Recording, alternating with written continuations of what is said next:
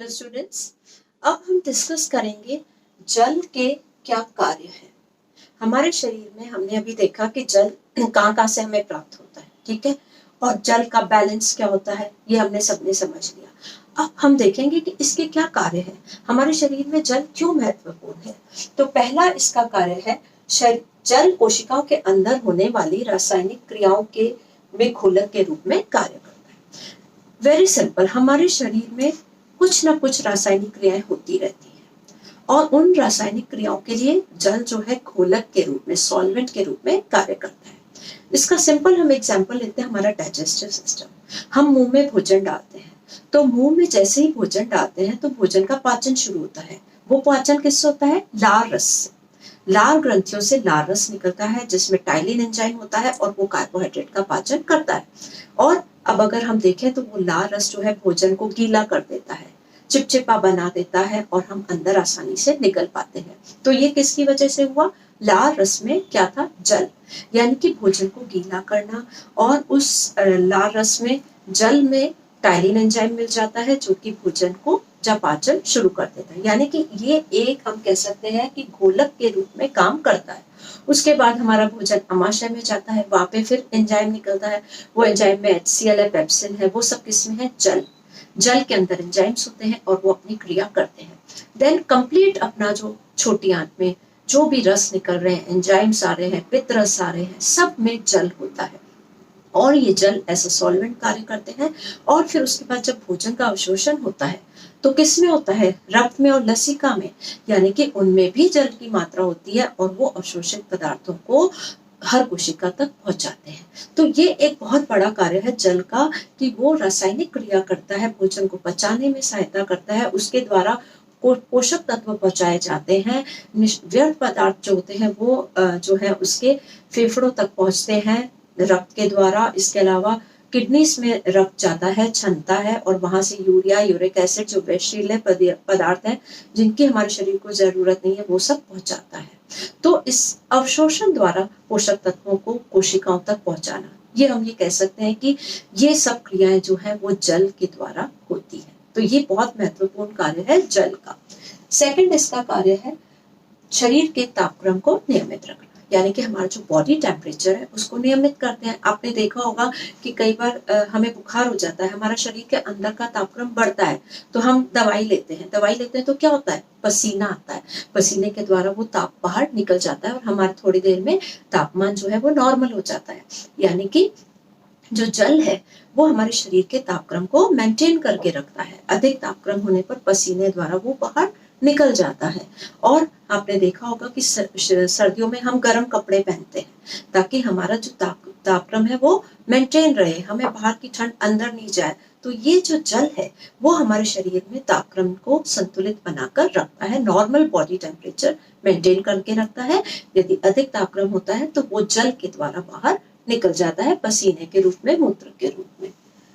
Third है कोमल अंगों की रक्षा करना।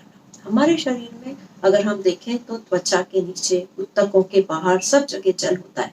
इसके अलावा आप देखें तो जो जॉइंट्स हैं, संधियां हैं, जहां वो मिलती हैं वहां पे भी ऊतक जल होता है। और वो जल का काम क्या होता है? जब हम कार्य करते हैं, मोड़ना, चलना, तो वो आपस में घर्षण नहीं हो, फ्रिक्शन नहीं हो, अंग आपस में टकराए तो घिसे नहीं। ये सब किस वजह से होता है? जल। जल हमारे अंगों की रक्षा करता है।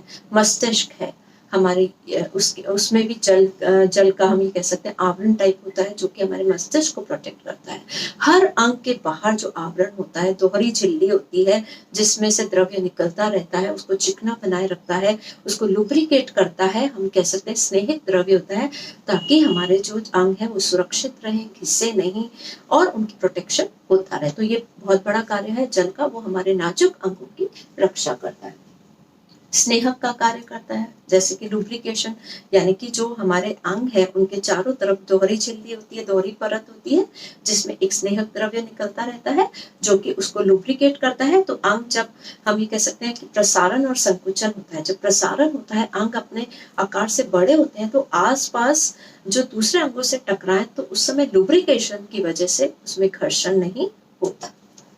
पोषक तत्वों का हस्तांतरण, यानी कि रक्त के द्वारा पोषक तत्व, जो कि रक्त में जो जल होता है, रक्त में हम कह सकते हैं काफी मात्रा में जल होता है, 70% के प्रति करीब जल होता है, और ये जल पोषक तत्वों को कोशिकाओं तक पहुंचाता है और वहां से व्यर्थ पदार्थों को लेकर के वापस जहां से उनका निष्कासन करना होता है वहां तक पहुंचाता है।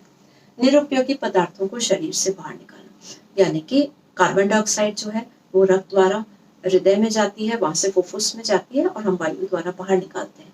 उसी तरह से कुछ व्यर्थ पदार्थ किडनी में जाते हैं जो कि जल रक्त क्षमता है, और मूत्र द्वारा वो व्यर्थ पदार्थ हमारे शरीर से मूत्र के रूप में बाहर निकलते हैं।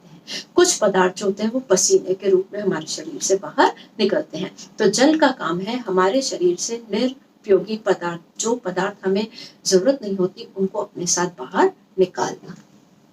शरीर निर्माण का कार्य करना, शरीर निर्माण जो होता है वो किसके द्वारा होता है? कोशिकाओं के द्वारा। कोशिकाओं से शरीर का निर्माण होता रहता है और उन कोशिकाओं को बनाने में जल का बहुत बड़ा हाथ है। कोशिका के निर्माण के लिए जल आवश्यक होता है। तो इस तरह आपने देखा कि जल जो है वो बहुत महत्वपूर्ण है, उसके बहुत से हमारे शरीर में कार्य है। अब हम देखें तो हमारे शरीर में अगर जल की कमी है तो क्या होगा? जल की कमी से कौन कौन से हमारे शरीर में कौन कौन से हार्मफुल इफेक्ट हो सकते हैं? सबसे पहला तो क्या होगा, जो कि हम अगर इनको कार्य के साथ कंपेयर करें तो फर्स्ट, पाचक रसों के निर्माण में असंतुलन आ जाएगा, जिससे पाचन क्रिया प्रभावित होगी। आपके जो पाचक रस है, अगर जल कम होगा तो वो पाचक रस का निर्माण कम होगा।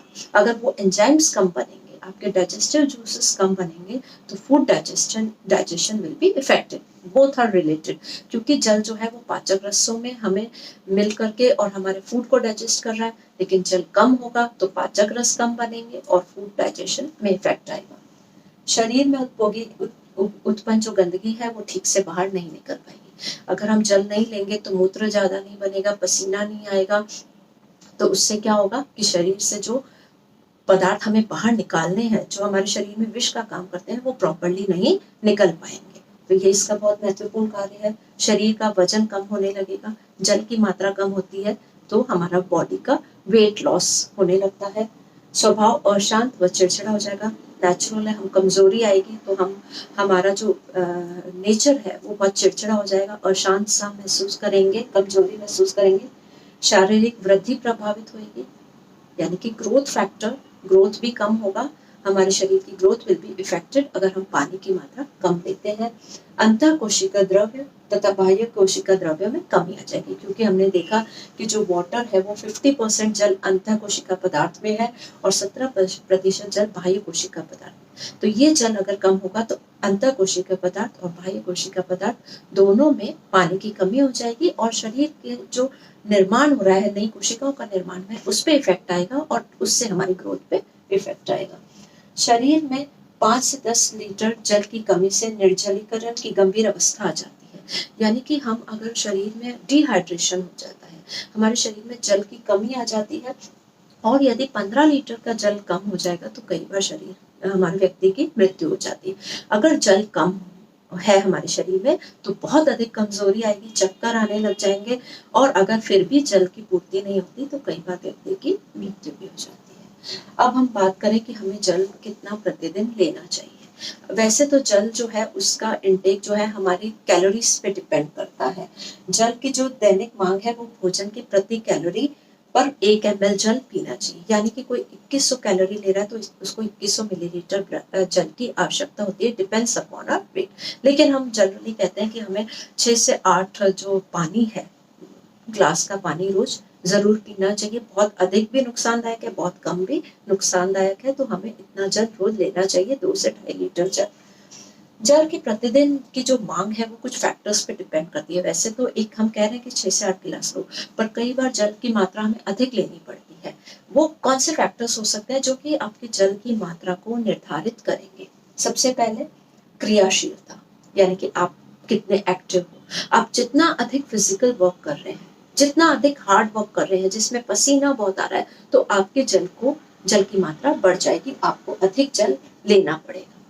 जितना कम आप फिजिकल वर्क करेंगे आपको जल की रिक्वायरमेंट कम होगी, क्योंकि आप जितना ज्यादा हार्ड वर्क करेंगे आपको उतना पसीना आएगा और आपकी जल की रिक्वायरमेंट बढ़ेगी। दस्त, जब किसी को दस्त होते हैं, उल्टियां होती हैं, तो बहुत अधिक पानी शरीर से बाहर निकल जाता है, उस समय उन्हें अधिक जल की आवश्यकता है, क्योंकि जल बाहर निकले जा रहा है और उस संतुलन को लेने के लिए हम कई बार ग्लूकोज चढ़ाते हैं।